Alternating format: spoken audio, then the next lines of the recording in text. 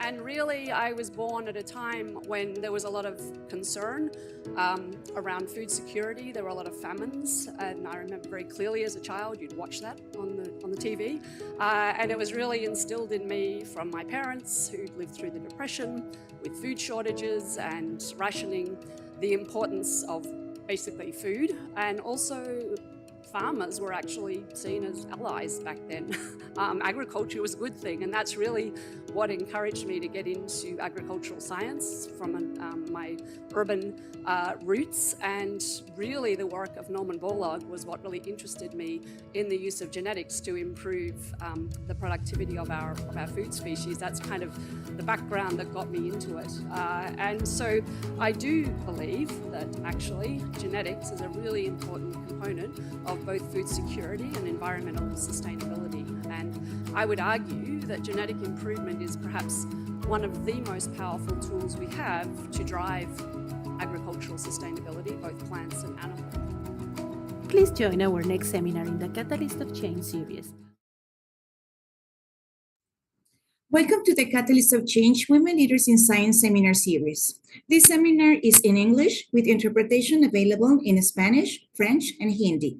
We invite you to follow us in LinkedIn, YouTube, and social media using the hashtag Women in Science for the Catalyst of Change Women Leaders in Science seminar series. We will be hearing today from a leader in animal genomics and biotechnology and science communication, Alison van Eenennaam, who is a distinguished professor of cooperative extension in the field of animal genomics and biotechnology in the Department of Animal Science at the University of California, Davis. We invite you to submit your questions and comments on Slido to be addressed in the Q&A session right after the presentation and conversation with our distinguished speaker. Alison van Eenennaam will have a conversation with Sarah Hearn, Director of the Genetic Resources Program at CIMMYT, which focuses on supporting the translation of crop genetic potential into seed-based innovations, underpinning climate-resilient, sustainable, and inclusive agricultural development for a food and nutrition secure future. Now, I would like to welcome Dr. Brad Govaerts, Director General of CIMMYT, to officially open the event and introduce our distinguished speaker of today, Dr. Alison van Eenennaam. Dr. Govaerts, over to you.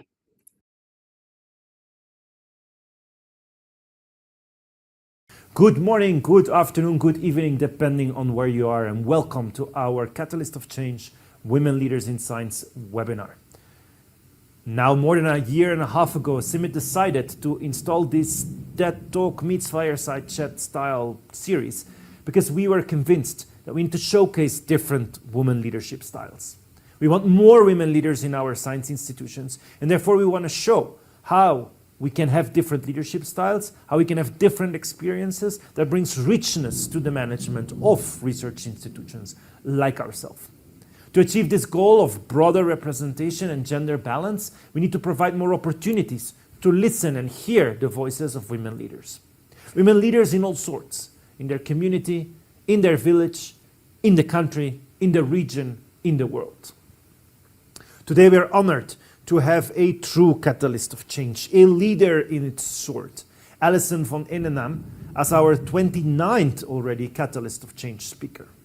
Alison is a distinguished professor of cooperative extension in the field of animal genomics and biotechnology in the Department of Animal Science at the University of California, Davis, where she has been on faculty now for over 20 years. She received a Bachelor of Agricultural Science from the University of Melbourne and both an MSc in Animal Science and a PhD in Genetics from UC Davis. Her research and outreach program focuses on the use of animal genomics and biotechnology in livestock production systems. She has a multifaceted research program that has included work on the uses of DNA information and biotechnologies in beef cattle production systems and the development of genome editing approaches for cattle and sheep.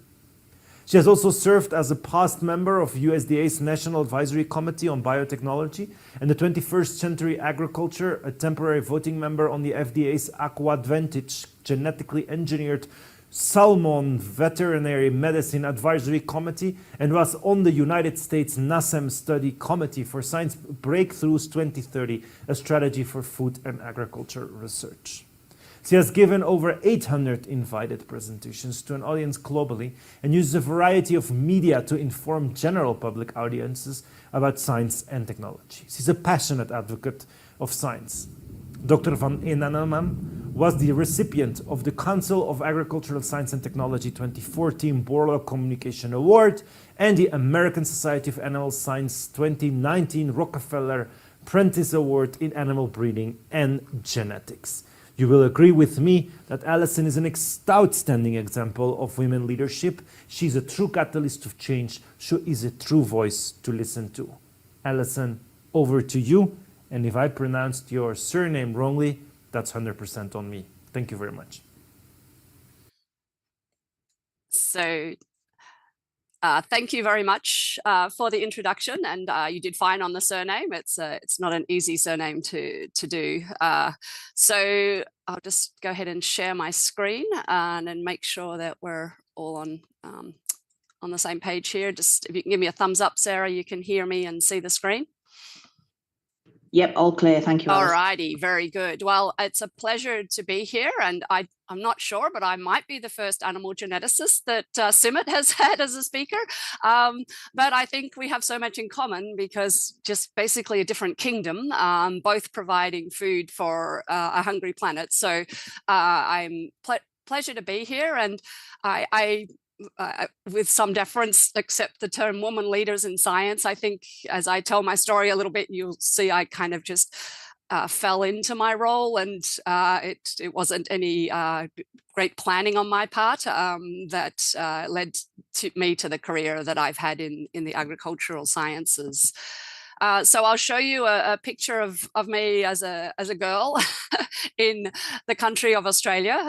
And for those of you that are not familiar with the fact, there's a lot of sheep in Australia. And so that is some sheep in the state of New South Wales. And I was born in 1963, so basically 60 years ago or 61 years ago. So about 10 years after the discovery of the DNA double helix, just to put that in reference. But at the time I was born, there was like 14 sheep for every person on the continent. So I was born down in the southeast there, where all the little orange dots are. And so in the state of Victoria, and you can see there was almost 159 million sheep on the continent the year that I was born. And although this map is quite informative from a scientific perspective, I think this is actually my favorite map of the country I was born in, which really breaks it down to the fundamentals of where the sheep are. And of course, sheep was what buoyed Australia to prosperity. That said we rode there on the back of a sheep,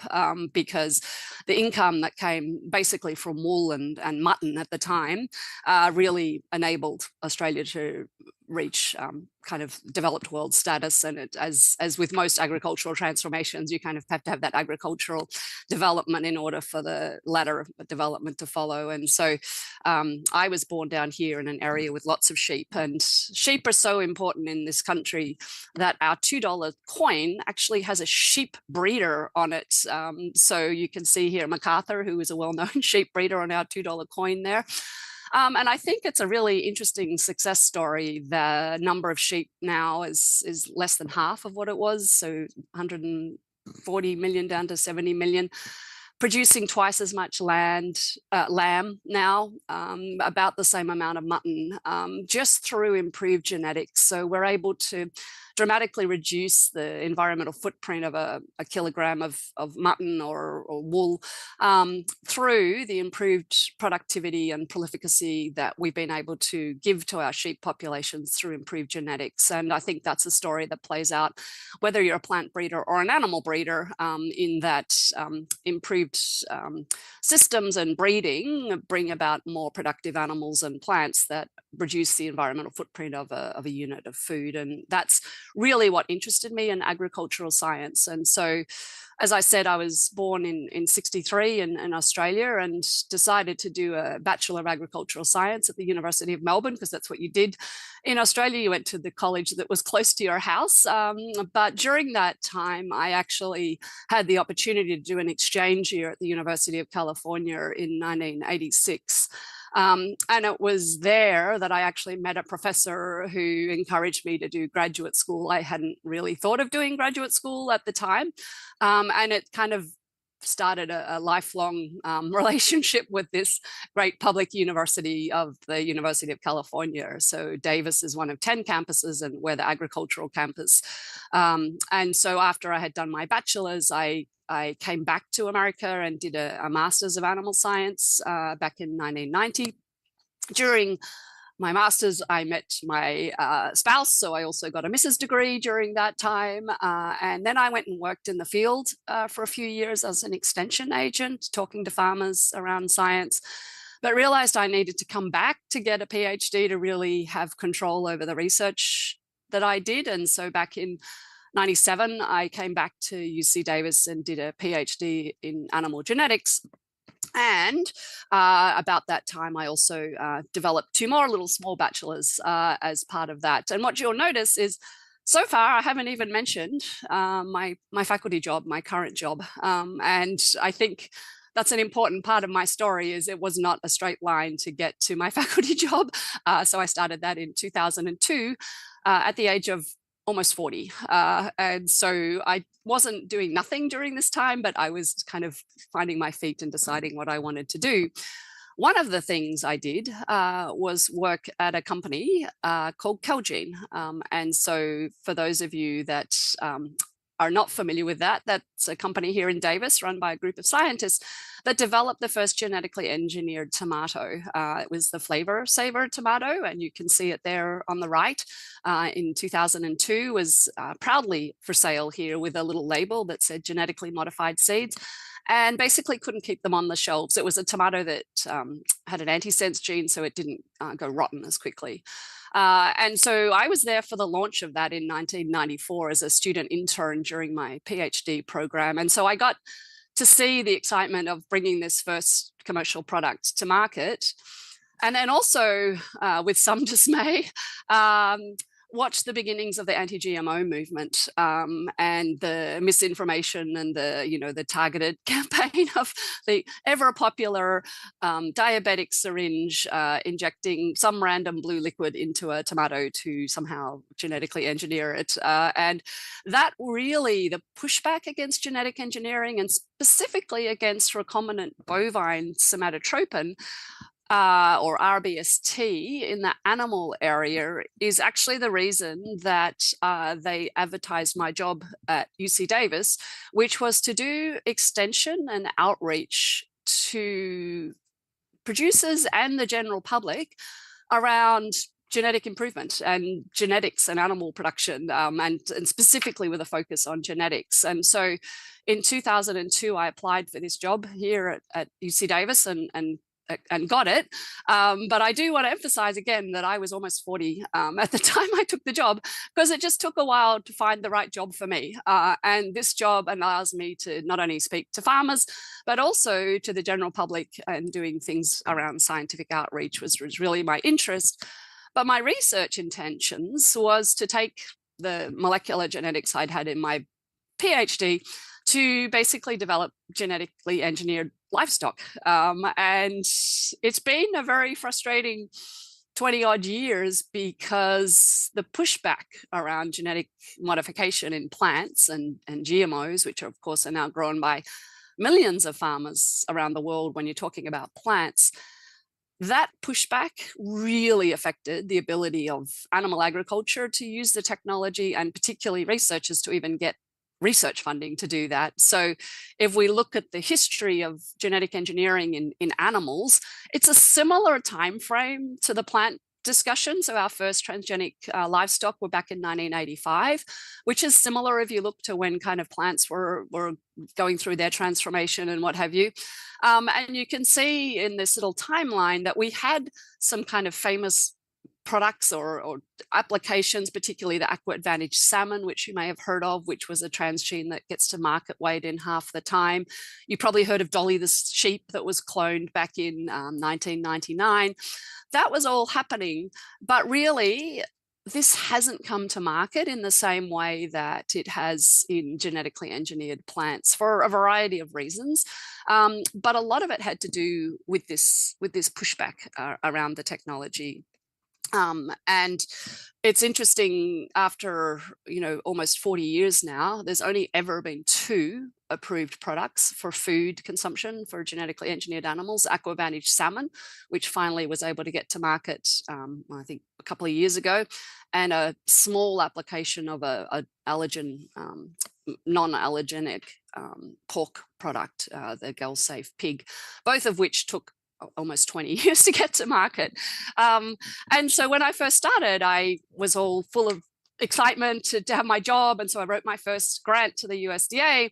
And I think I dug back through my reviews, because it was kind of like, I guess, an experience of what happens when you get a really bad outcome for your first product, for your first review. And so this was back in 2004, so 20 years ago now. And my plan was to express a protein or an enzyme in the mammary gland of a cow to produce heart-healthy milk, so high omega-3 milk. So you often hear you should eat fish because it's healthy for you. Well, this was going to make milk more healthy. And so I was going to express an exogenous desaturase under the control of a mammary specific promoter. And so I think it was interesting to go back and read these reviews. So one of them was that the reviewer said that I was a young investigator. Well, actually at this stage I was 41, but I was a new investigator. But there's always that assumption, especially back then, that you just go straight through and you do your bachelor's, master's, PhD and start your faculty job. And that's not always the case. And that's not the end of your career if you don't actually have a linear path. Sometimes it's okay to kind of weave around and find what suits you. But they're hopeful that I'm going to be a versatile and productive scientist. But it's really unclear from my background why I'm not an assistant professor. And I'm like, well, because I'm an extension specialist. And so my job specifically is to take science to the farmers. And that is part of the land grant mission of the land grant universities in the United States. So I'm not an assistant professor because I don't teach undergraduate students, I teach farmers. And I think that that's kind of an interesting attitude, that somehow, well, why didn't you take a better job? Like, it seems like you're a pretty reasonable, competent person. Why are you working in extension? And I would argue, oh my God, that's exactly where we need people working, because if we don't get technology to the farmers, why bother doing the research? But more generally, the review of the project was not that it was technically problematic. They thought that was quite fine. But it's that there's going to be public pushback against this if it potentially gets developed. So we shouldn't do the research. And actually, the grant didn't get funded. And then for me, the next bad thing that happened was the next year, the USDA calls for agricultural research proposals, which is kind of the main funding mechanism for public sector researchers that don't take corporate or industry money, was applications whose primary aim is to improve the efficiency of production in transgenic animals through manipulation of the nucleus would no longer be accepted. Oh, that's a problem, because that's kind of what I was trained in and what my research plan was for my career. And so that can have a really big impact on, well, what do I do next? How do I move forward if there's not going to be any research funding in my area of interest and my training?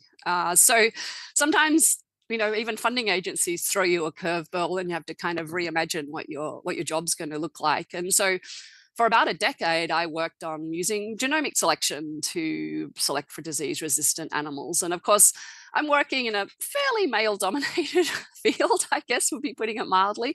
And I'm a foreigner. And I think it really taught me a lot about science communication to work with clientele groups that weren't necessarily my native tribe, wasn't necessarily people that I had a lot in common with, other than our shared interest in improved agricultural production and efficiency. And I think it really teaches you to hone your message and consider your audience when presenting information to groups that are not your, your comfort zone, so to speak. And I feel like a lot of my career has ended up talking to either producers or more recently or more generally the general public around agricultural science in agriculture. And I think, back when extension was first envisioned by Abraham Lincoln, it was taking science to the farmers when there was 98% of the population was farmers and 2% were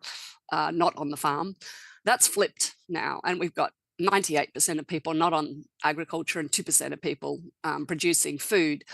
And I feel like there hasn't been the educational and outreach to that urban population for them to understand agricultural production systems such that they can accept when new technologies get introduced why they're needed to address problems and how they're better than the current approach to controlling those problems. And therefore, a lot of my work has been focused on controversial topics. During the 20 years of my career, there we go. Cows became public enemy number one with the whole greenhouse gas discussion. And then, of course, we had the GMO discussion, which continued from the Celgene days back in when it first started to basically today. I would argue we still have quite a lot of issues with that. And one of the really great opportunities I had, and I think something that scientists really should embrace, is collaborating and partnering with storytellers to tell the story of agricultural science. And so I was approached by a documentary filmmaker who was making a movie around needing to feed the 9 billion by 2050. We've all heard those numbers multiple times, but to do it in a narrative storytelling way. And he wanted to interview me around the cow question and the sustainability of animal protein production and the environmental footprint, et cetera, the kind of the sticky questions, the kind of wicked problems of animal agriculture. But this movie ended up actually pivoting and segueing to a smaller topic of an example of where misinformation around agricultural advances has resulted basically in the thwarting of the ability to use technology. And it ended up focusing actually on the GMO discussion. It didn't start out that way. And there's no genetically engineered cows. So we were talking about more generally sustainability, but it ended up being this movie around the GMOs as kind of an example of a more general trend we're seeing of misinformation around agriculture and how that can really dominate the narrative around food production. And misinformation in agriculture has had some catastrophic famines over the years. If you look at the Great Leap Forward or the Holodomor, or more recently Sri Lanka, just going organic overnight, it can have these huge implications to food security and actually the economic security of countries when information is not based on objective evidence. And so I'm going to play you, just for fun, a little clip of this movie, which is available on Hulu for those of you that are in the United States, but it's also available on YouTube and several other streaming services. So let me go ahead and give you a little taste of this movie. The three most terrifying letters in the English language are GMO. I wondered how many people really know what they are. I don't know. I know it's bad. Genetic engineering is a modern form of breeding. The goal is to add useful traits into food. I am concerned about some of the health issues related to GMOs. More colds, autism, susceptibility to hepatitis, cancer, HIV. There's absolutely no proof to a health hazard. Never trust one opinion. You look at the consensus of experts. I don't think the genetically modified organisms are dangerous. You're either going to be GMO or you're going to be organic. They cannot coexist. If this is an organic planet we're going towards, you would see all the rainforest destroyed just to feed the current population. This is something I'm going to look into. Some people can say wild and crazy things. I trust the social media more than most medical doctors, more than the CDC, more than the FDA, more than the EPA. I don't need a scientific study. Things like that. We humans are wired to make our minds up and that's it. We make decisions based on our gut. When was the last time you changed your mind? Our intentions were honourable. We were trying to protect the future of the planet and the health of our children. It begs the question, how do you know that GMOs are the enemy? What if we got it wrong?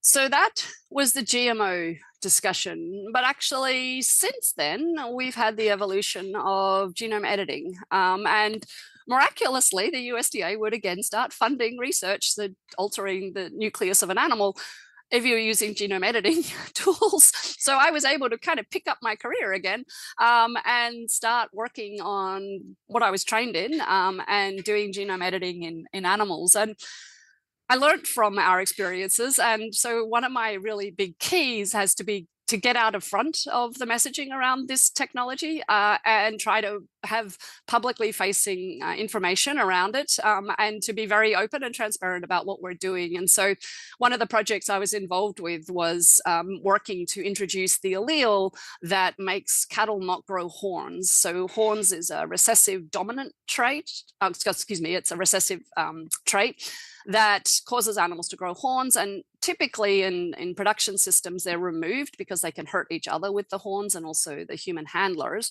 But there's a naturally occurring mutation that occurs in some breeds like Angus that we introduced into the genome of, in this case, dairy animals with horns to produce polled or hornless dairy cattle. And one thing I really wanted to do was actually demonstrate what editing is without a damned insulin syringe poked into a tomato. And so I will just play you a little video that we made to kind of explain how genome editing works. And this is available on YouTube, but let me go ahead and play it for you guys. For centuries, animal breeders have selected individuals displaying desirable qualities and bred them to produce particular goals. Breeders are actually selecting on naturally occurring DNA sequence variations that result in differences between individuals, like the color of a cow's coat. Using conventional breeding programs, achieving desired changes can take decades, especially in large livestock species like cattle, which have long generation intervals. Innovations in biotechnology are poised to help breeders improve the rate of genetic gain. Genomes are made up of DNA, containing the collection of genes, unique instructions detailing every characteristic of an individual, what they look like, the amount of milk produced, or resistance to disease.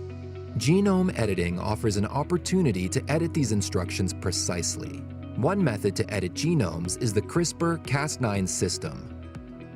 This system has two components: the Cas9 protein, which cuts DNA, and a guide molecule that directs Cas9 where to cut.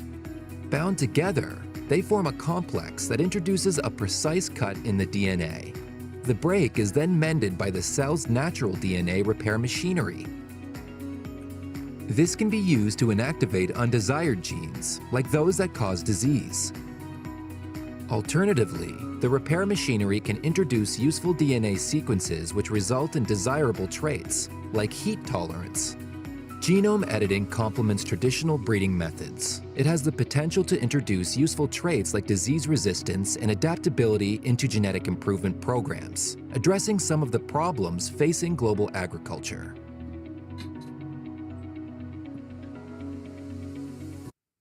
So I think you can see I spend a lot of my time on developing materials and public outreach information, because if we don't get this right and the public is not making decisions around technologies based on information, we're going to have a really hard time introducing innovations into our agricultural production systems. And I think this is a really overlooked area that we really need ag scientists working in. And I'll just segue back to, one of the big targets for genome editing in plants and animals is disease resistance. And one of the first products that's coming to market is going to be a knockout of a gene that makes pigs susceptible to this virus called porcine reproductive and respiratory syndrome virus, which is endemic in all the areas shown in orange on this map.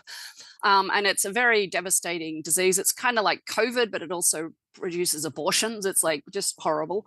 And so there's been a couple of different groups around the world that have been working on this. So University of Missouri was first published with this back in 2016, and then the Roslin Institute in Scotland published in 2018. And I want to draw attention to the first authors on both of these papers, who also happen to be women. And I think it's exciting to see more women in this field. It was pretty lonely when I first started. I kind of came after that generation, the first kind of pioneering generation, but there still weren't very many women faculty members, for example, in my department, but there were some. And I think we're seeing this more and more. But I do think that we kind of continually still get overlooked to some extent. And I want to show you an example here. So Donna Strickland won the Nobel Prize in 2018. She's at the University of Waterloo in Canada. And what caught a lot of people's attentions when she won the Nobel Prize was that she was still an associate professor. And when she was asked, why aren't you a full professor? You kind of go assistant, associate. It was because, well, I never asked, I never applied. And fascinatingly, someone earlier that year, May of 2018, had wanted to put up a Wikipedia page on Donna Strickland because they thought she did really cool science. And the submission was actually declined because she hadn't yet been shown to meet the notability guidelines. And I'm like, oh my God, do you have to get a Nobel Prize before you can have a Wikipedia page as a female scientist? It's kind of crazy. And so I do think that we need more female scientists out there doing science communication. And so, the most famous science communicators in terms of followers tend to be men. So Neil deGrasse Tyson, of course, Bill Nye, both of whom I got to meet during the making of the movie. But I do think it's important. And I'll just finish with it's a little parody musical video I made to show at the Plant and Animal Genome almost a decade ago now.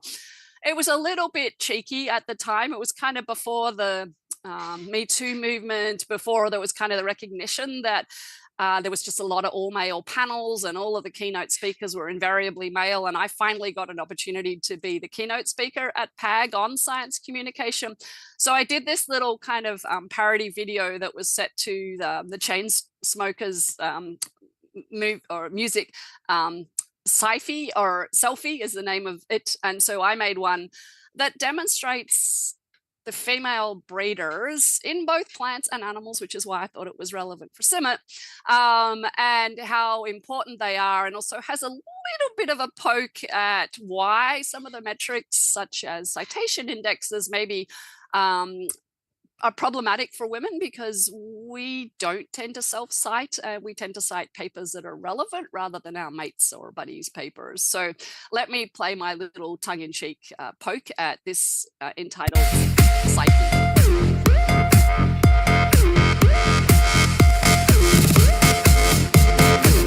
When Franklin was at the table, she made an X-ray that transformed science more than any other girl. Do you think she was doing that just to make herself famous? Because she was totally missing from the Nobel speech. And Barbara McClintock uncovered some cool stuff too, so, what do you think? Do you think that girl was clever? She got the Nobel Prize in '83. Did you see her? The significance of responses of the genome to challenge. Who says genome? It's not even the 21st century, and she discusses double-strand breaks.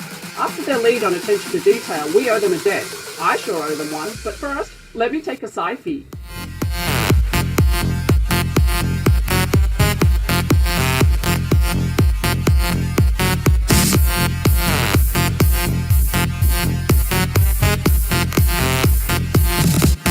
Let me take a selfie.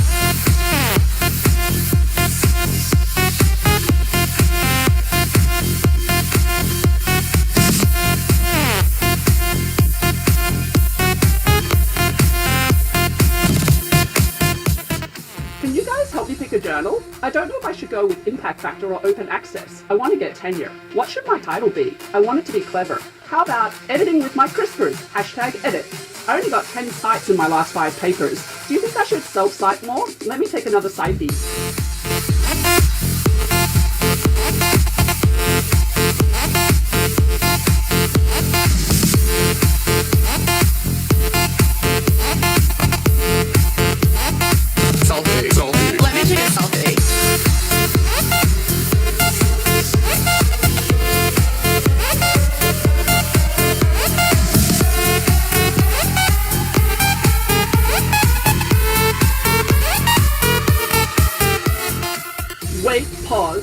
you just cited my paper. I may weep.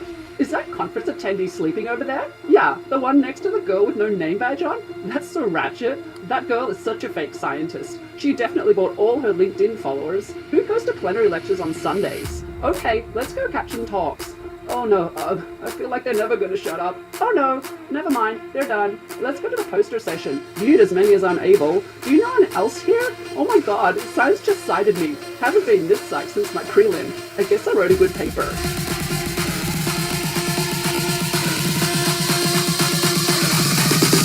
Let me take a selfie.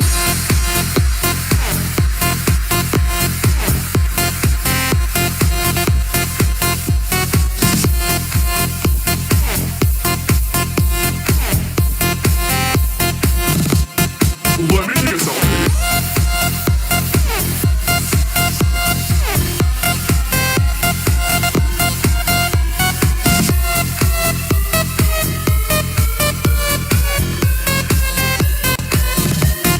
Let me take a selfie.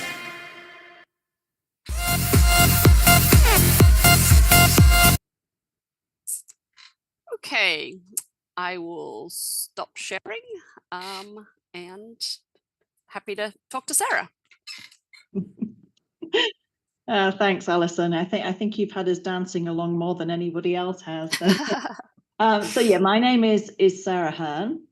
I'm a woman in agricultural science and development, and I wanted to interview Alison. Well, I'm still giggling, but I wanted to interview Alison because she's such an advocate for science, for science-based decision making, science communication, and more importantly, for the involvement of all participants in science, so both women, minority groups, and you see that in the work of her group, in her work and advocacy within the animal science and genomics arena, and much broader than that. So thank you very much, Alison, for joining us. Kicking off, you mentioned two different elements of science. So you talk about coming up through what would be kind of classical bench science and more academic science, and moving more towards advocacy in your career.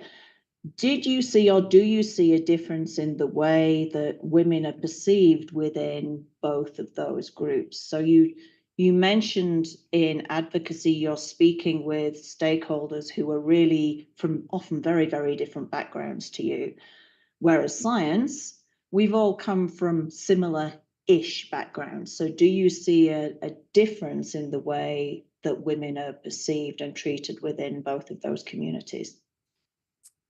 Yeah, I mean, I think when I started, 20 years ago, there was kind of an expectation that you just modeled what the men did, and so you were kind of meant to be a little bit appreciative of having got a faculty job, and you just needed to like behave like the men and follow their work schedule, and don't bring up the kids or do wasteful exercises like taking them to, I don't know, sports games, and I kind of just accepted that. But I think in general, the science community, they're a little bit easier to when you first stand up, you get your introduction and there's this, oh, well, she's, got a PhD from here. There's a little bit of a acceptance that, well, you probably know what you're talking about, and that you don't get with a more general audience. So, and there, I think, that the scientific communication style is there's an expected kind of rubric. It's, you're going to start with a problem formulation, then you're going to go through materials and methods, and you're going to finish up with what your results were, and then you need more money for more research. That's kind of your science talk. Whereas you turn that upside down for a public outreach talk, and you want to lead with what shared values you have with that audience, and you would never ever do that in a science meeting, right? It's like, could you imagine? You'd be like, people would look at you with suspicion because you're being way too touchy-feely, and so I think you do that, but you don't automatically get seeded that kind of a little bit of an expectation that you know what you're talking about. And if anything, perhaps your audience will be skeptical of you because you do work at a land-grant university, and maybe there's this perception that they're all bought off by big pharma or big Monsanto or whoever. And so you kind of have to think about what your audience thinks, and then how can you connect and still have meaningful discussion with them, given the assumptions that they're probably going to make around you. So I personally feel I had to have the scientific rigor and the good research program of topics that had nothing to do with genetic engineering in plants, right? I literally don't work in plants, in order to be able to do the outreach effectively in the GMO space, because I was kind of had that established credibility, I guess, from having put my head down and pumped out all of those research papers. So I focused on that for the first decade of my career, and then I did the outreach after that. I needed to get my foot on the ground and get a reputation as a legitimate scientist, I guess, to give me the credibility for outreach work. And so for the outreach work, would you say it is as easy for a male scientist to do outreach work versus you? What are the challenges that you may have seen that a male colleague may not have observed or felt? Yeah, I think there's I always laugh at, especially cattle meetings, there'll be the introduction of the speaker, and almost invariably it'll be someone from a cattle farm. So, Joe Blow was raised on a cow calf, blah, blah, blah. And I might not have mentioned this, but I was in a city from Melbourne, which is a large city. I was not raised on a cattle ranch. And I got into agricultural science literally because of the famines and Norman Borlaug's work, to be honest, but in animals. And so I wasn't raised on a farm, but I look at it as, if that's your entryway to listening to someone, you're recruiting from 2% of the population. Do we really want our talent pool to be narrowed that dramatically? I guess as a geneticist, I'm like, oh my God, keep the heterosis and outbreeding going, And I feel like, people that have been raised in the city, if anything, I'm a chameleon. Like, I get city people, I like a good latte. And so, but I can also, understand agriculture too. And I feel like that having a foot in both camps gives you the ability to communicate to both camps and to be sensitive. I mean, the farmers I work with are wonderful people, and I know what drives them. And it's like, we have similar objectives in terms of trying to have efficient production systems. And so we have that shared value. We may not agree on other things, but that's okay. Not everyone has to agree on everything, so long as the projects we're working on for outreach. But I do think it's a higher bar, especially if you're foreign, not off a cattle ranch. For some reason, Australians get given credibility as knowing something about agriculture, whether they do or not. And it's just like, okay, whatever, that works. And people like the accent. So whatever it takes to get heard, you work on what your competitive advantages are. And so I guess that's just how it is. But no, it does take longer. And I think especially as you move up,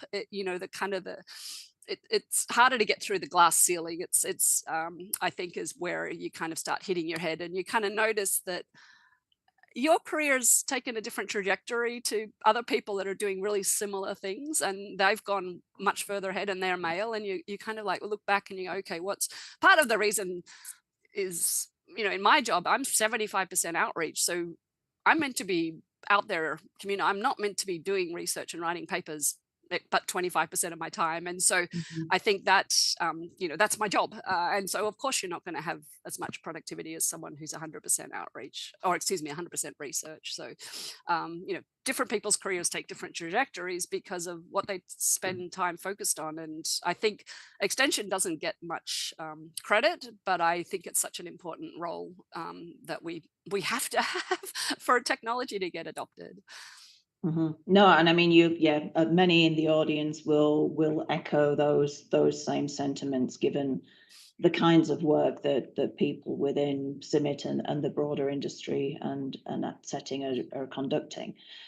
So when you mentioned the glass ceiling, and you talked about starting really with Davis as a member of staff when you were 39. Have you seen a shift in that glass ceiling over time, or do you think many of the same challenges are still pervasive within the ag R&D and ag R&D and extension communities?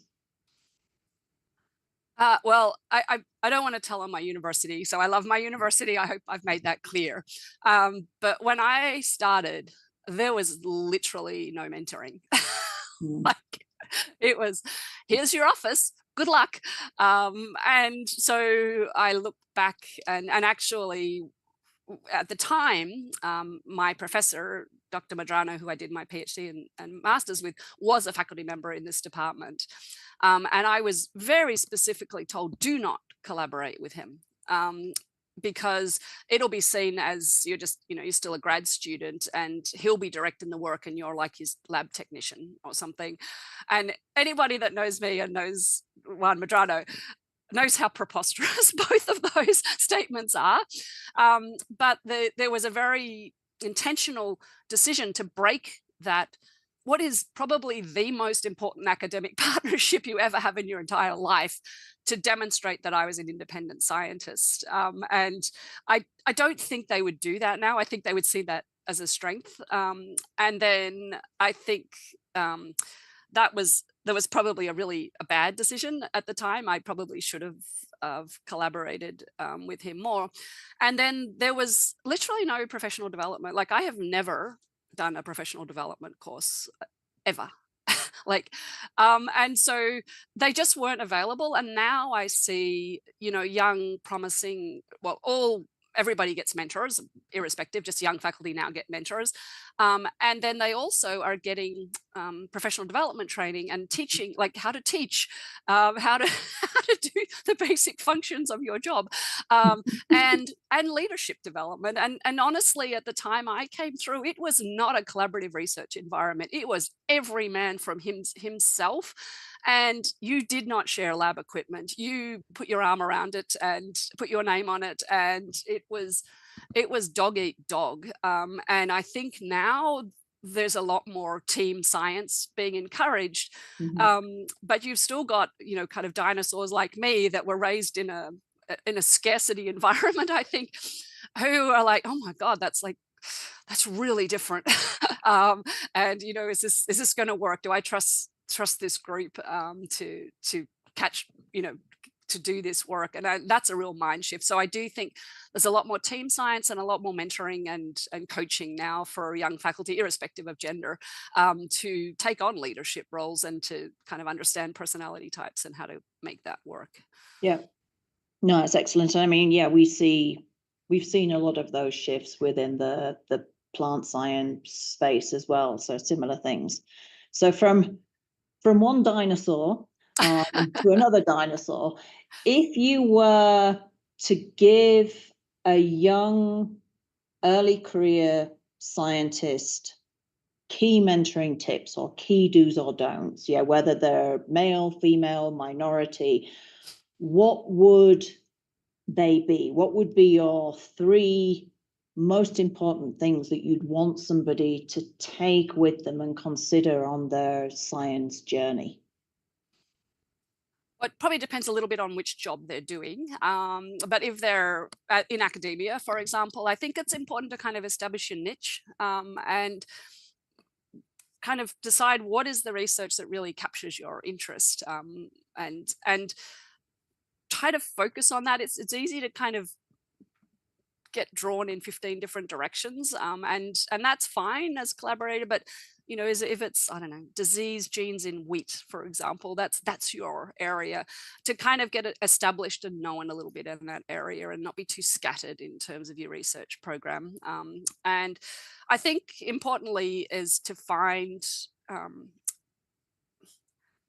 I don't want to use the term life coach because that sounds kind of weird, but not necessarily just an academic mentor, but someone that can kind of help you with the challenges that you have in terms of balancing things. So, you get asked to go speak at CIMMYT in Mexico, maybe, and that's, a 1-week trip to go down there and whatever, versus should I spend that time, I don't know, writing a grant, and how do you balance the portfolio of different responsibilities and service particularly? I think we being females still get kind of tapped on the shoulder disproportionately for that to ensure that there's gender balance on these committees. Mm-hmm. But if there's not a 50-50 numbers of faculty, then you get kind of drawn into that more. And so kind of keeping your arms around that. And I guess my other thing, and this is really, you've probably already done the damage, maybe, but maybe not, is life partner is such an important decision for this. And choosing a life partner that understands science and is, why the hell are you up at 2 a.m. transforming E. coli? Couldn't you do that during work hours? Someone that gets that, and that sometimes it's just you do need to work all weekend because the grant's due on Monday. And I think someone that will pick up the slack in your family, if you've got one, when there's those crunch times, and then other times you can do the same for them. But I think that's such an important, it's very underrated. And I've seen a lot of my friends' marriages fail if the other partner isn't a scientist and just really doesn't understand the kind of the weirdness of scientific jobs. Mm-hmm. Mm-hmm. No. Seen a lot of that.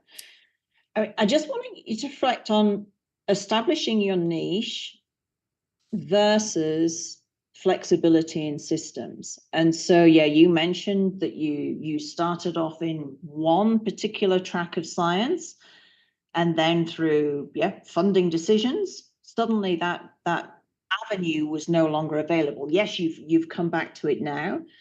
But what would you say to people vis-a-vis that element of resilience? We see a lot of people leading or leaving science when those crunches come in. And I think disproportionately it tends to be women rather than men who tend to leave at that juncture. So what advice would you give to scientists or people early in their career or even late in the career who are facing those sudden 90-degree turns that they're having to get their heads and lives around? Yeah, well, I mean, for me, it was obviously problematic. And you kind of, I remember crouching in the fetal position, just like, I'm never going to succeed in this job. Like, I can't get funding for what I want to do. And so really that was a pivot point. And actually it made me re-examine what I was doing. And I had a little bit of an unsustainable trajectory. So my research was almost fundamentally disconnected from my outreach. So I was working on very basic, I actually made these mice that produced high heart healthy milk and was doing basic research in a lab, molecular lab. And then I was going out and speaking to farmers around the use of genetic testing and genomic selection and stuff. And I was like, they weren't complementary. And so I was basically had 2 full-time jobs because I was trying to write grants for these, basic research studies, and that requires, especially if you want to go to NIH or National Institute of Health or kind of do the more basic ones, there you're up against 100% researchers at, major medical hospitals. You're going to be looked at, coming in with a 25% research appointment and a cooperative extension appointment.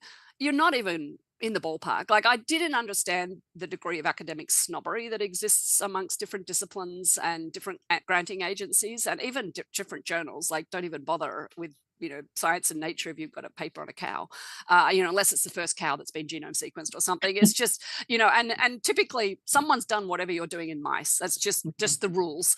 And so you're never like the first out of the gate, but my God, you did this in a cow. Well, off you go to Journal of Animal Science or whatever. And it's like, especially agriculture, I think that happens a lot. And so you'll see a lot of very splashy, articles in Science and Nature, but they're very rarely about agriculture. And I think we don't get the credit as agricultural scientists that we deserve, because I really do think the progress has been kind of amazing in that regard. And so that was kind of a long answer to the question, but yeah, that was kind of my thought there.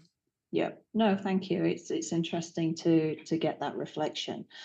So the Slido is open. We've got no questions popped in there.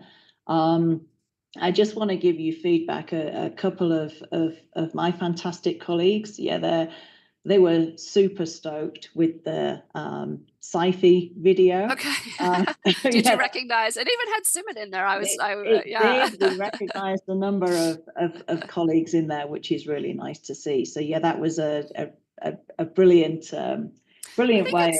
It's so interesting. There's such a disconnect between the plant and animal breeders, because like we literally do the same job, and literally, you know, the two kingdoms are who feeds us, and yet there's often not a lot of crosstalk between the two. And I mean, I'm glad to see. I think that is changing. So I see in some of the conferences, and certainly those areas around more questions on the genetics and tools and technologies, it's becoming more open. I mean, yeah, genomic selection in plants, that came from the animal world. It's a heck of a lot how to do. All happened because you can't milk a bull, basically. Exactly. That's what led to all of that development. And yeah, so it's kind of crazy how that happens. And so there's a lot of gain we can have, I think, conversing across different disciplinary groups and looking across kingdoms at different opportunities. Well, and I also think now we have a really a mutual challenge in terms of regulations around genome editing, and I think both kingdoms see the value of it, and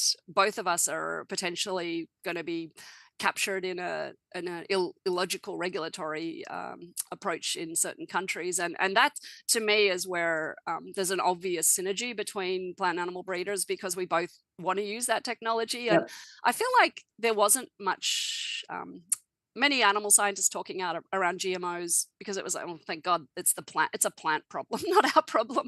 And actually, when innovation gets blocked in agriculture, it's an everybody problem. And whether it's RBST or it's GMOs, or you know, some of the newer technologies that are coming along, I think we have to fight for a science-based approach to them, because not having that be the basis of decisions has really catastrophic consequences for food security. Yeah, and food security, I mean, it isn't just in the global north, it's the global south. I mean, it's everybody who this impacts. And so yeah, fully on board with that messaging. And yeah, the more that we can do together, the better in that space.